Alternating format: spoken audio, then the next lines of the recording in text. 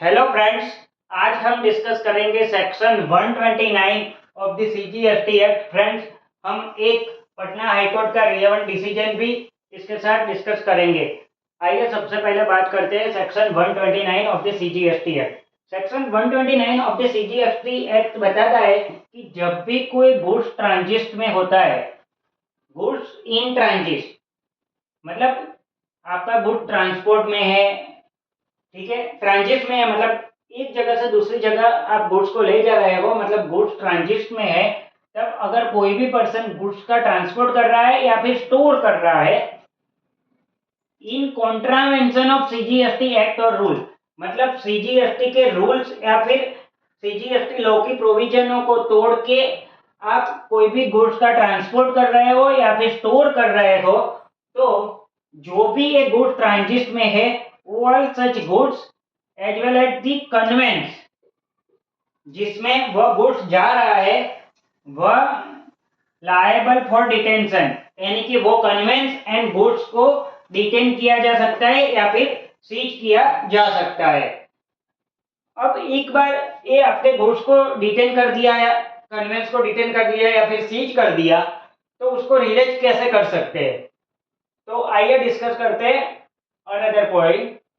Such goods or conveyance or both can be released on payment of two condition कि owner of the goods है वो अगर सामने से आके बोल देता है कि मैं पेनल्टी भरने के लिए तैयार हूं, तो क्या है कि tax and penalty 100% of tax, 100% of tax will be tax and penalty.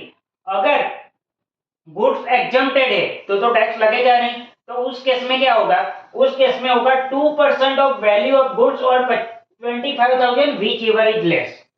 मतलब अगर एग्जम्प्टेड गुड्स है तो 2% ऑफ वैल्यू ऑफ गुड्स, मतलब मान लो कि गुड्स की वैल्यू 10 लाख रुपए है, तो 10 लाख का 2% करना है या फिर 25,000 whichever is less will be the penalty amount.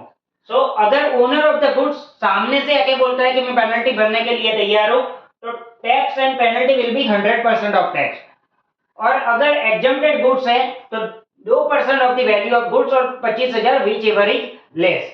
Next scenario is owner of the goods does not come forward, मतलब वो सामने से नहीं आ रहा है पेमेंट करने के लिए, तो क्या होगा, tax and penalty will be the 50% of value of the goods और less tax paid if any. मतलब गुड्स की वैल्यू मान लो 5 लाख है, ठीक है, तो 50% of the value of goods that is 2,50,000, ठीक है, less tax paid if any, अगर उसमें कोई भी टैक्स भरा हुआ है तो उसमें से लेस हो जाएगा। अगर एग्जम्प्टेड गुड्स है तो यहाँ पे क्या था 2%, उसकी जगह आ गया 5% of the value of goods और 25,000 विच एवर इज लेस। तो यहाँ पे दो सिनारियो है, एक तो ओनर खुद सामने से आ रहा है और ओनर सामने से नहीं आ रहा है, तो दोनों में पेनल्टी का क्वांटम अलग अलग है, ठीक है। अब बात करते हैं कि अगर कोई भी एक गुड्स डिटेन किया जाता है या कन्वेंस डिटेन किया जाता है या फिर सीज किया जाता है, तो उसके लिए उनको नोटिस इश्यू करनी पड़ेगी। Without providing the notice it will be considered as a invalid, और नोटिस इश्यू करने के बाद सामने वाले बंदे को reasonable opportunity of being heard भी दी जानी चाहिए, उसको उसकी बात रखने का मौका दिया जाना चाहिए। So notice will be issued within a 7 days of the detention or seizure, मतलब 7 दिन के अंदर अंदर नोटिस भी इश्यू की जानी है। और खास चीज, ऑर्डर कब तक पास करना है, नोटिस इश्यू हो जाने के 7 दिन के अंदर अंदर आपको ऑर्डर पास करना है। अब एक चीज याद रखनी है कि अगर नोटिस इश्यू की एक को, ठीक है, उसमें 7 दिन मिला दे हम, तो ऑर्डर कब तक पास करना है, 8/1 को। अब मान लो जो टैक्सेबल पर्सन है वो 8/1 को ही रिप्लाई देता है, 8/1 को ही नोटिस का रिप्लाई देता है, तो क्या प्रॉपर ऑफिसर को सेम डे ऑर्डर पास करना पड़ेगा? Answer is yes. सेक्शन 129 में ऐसा लिखा हुआ है कि नोटिस इश्यू हो जाने के 7 दिन के अंदर अंदर ही ऑर्डर पास करना है। मतलब अगर सामने वाले बंदे ने टैक्सेबल पर्सन ने 7वें दिन ही रिप्लाई फाइल किया तो ऑफिसर को उसी दिन ऑर्डर पास करना पड़ेगा। आइए डिस्कस करते हैं इससे एक एग्जांपल से। पटना हाईकोर्ट ने Kedia enterprise versus Bihar state के केस में एक डिसीजन दिया है। इस केस में क्या था कि 30 मार्च 2024 को गुड्स डिटेन किया गया था। उसके बाद नोटिस 4 अप्रैल को दी गई, मतलब विद इन 7 डेज है, ठीक है। सो नोटिस इज वैलिड। अब नोटिस में 7 दिन एक्स्ट्रा ऐड कर दो, मतलब आ गया 11 अप्रैल 2024, मतलब 7 दिन के अंदर अंदर ऑर्डर इश्यू करना है, ठीक है। अब 11 अप्रैल इज पब्लिक हॉलीडे, तो आपको एक दिन मार्जिन का मिल गया, मतलब 12/4/2024 तक आपको ऑर्डर इश्यू करना है, ठीक है। अब टैक्सेबल पर्सन ने क्या किया, रिप्लाई ही 12 अप्रैल को फाइल किया।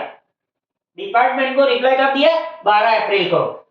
ड्यू डेट ऑफ ऑर्डर कौन सी थी, 4 + 7 11 + 1 day of margin due to public holiday, that is 12 April. So department के लिए ऑर्डर पास करने की तारीख थी 12/4/2024। Order must be pass as per section 129(3), that is order should be pass within 7 days of issue of notice. लेकिन department ने order कब pass किया, 18 अप्रैल 2024, मतलब ड्यू डेट थी 12/4, लेकिन पास किया ऑर्डर 18/4, ठीक है। तो यहाँ पे पटना हाईकोर्ट ने बोला a order is invalid because order must be passed as per the statutory time limit given under section 129 subsection 3। so ये ऑर्डर 7 दिन के अंदर अंदर पास नहीं हुआ है नोटिस इश्यू हो जाने के बाद, so this is not sustainable। so penalty order passed after 7 days of the service of notice of detention of goods and vehicle is not sustainable। तो इसका कंक्लूजन क्या हो आया कि अगर कोई भी पेनल्टी ऑर्डर डिपार्टमेंट पास करता है after 7 days of issue of notice under section 129, it is not considered as a valid, ठीक है। अब एक चीज और कंसीडर कर दी है कि अगर ये पेनल्टी की अमाउंट डिटरमाइन हो गई, ओनर भी एग्री हो गया, ठीक है, अगर 14 डेज के अंदर अंदर उसका पेमेंट नहीं हुआ, इसका पेमेंट 14 डेज के अंदर अंदर नहीं हुआ, तो सेक्शन 130 के तहत प्रोसीडिंग इनिशिएट की जा सकती है। नेक्स्ट थिंग इज, यहाँ पे नोटिस इश्यू करने की तारीख डेज 7 दिन दिया गया है, ऑर्डर किए हुए दिन 7 डेज दिए गए हैं। अगर गुड्स हजारियस है या फिर पेरिसेबल है तो वह 7 दिन के टाइम लिमिट में be reduce on consideration by the proper officer. अगर प्रॉपर ऑफिसर को ये लगता है कि ये गुड्स हजारियस है या पेरिसेबल है तो ये 7 दिन के टाइम लिमिट रिड्यूस हो सकती है। तो ये था discussion for section 129 of the CGST act. Friends एक बार फिर से पेनल्टी का क्वांटम हम देख लेते हैं कि अगर ओनर सामने से आ जाता है डिपार्टमेंट को टैक्स और पेनल्टी का पेमेंट करने के लिए, तो penalty and tax will be 100% of the tax amount. अगर एग्जम्प्टेड गुड्स है तो 2% of the value of goods और 25,000 व्हिच एवर इज लेस। अगर ओनर सामने से नहीं आता है तो 50% of the value of goods less tax paid if any। अगर exempted goods है तो 5% of the value of goods less 5% of the value of goods or 25,000 whichever is less। so I hope you will understand the scenario of section 129 of the CGST Act। Friends खास चीज ध्यान रखनी है कि ये section तभी लागू होगी जब आपका गुड ट्रांजिट में है, ठीक है। मतलब गुड जब ट्रांजिट हो रहा है तो ट्रांसपोर्ट वाला पर्सन या फिर कोई भी बंदा जो गुड्स को स्टोर कर रहा है वह सीजीएसटी की प्रोविजन या रूल्स को तोड़ के वह गुड्स स्टोर कर रहा है या फिर ट्रांसपोर्ट कर रहा है तो ही ये सेक्शन लागू होगी। I hope you will understand this. Thank you very much.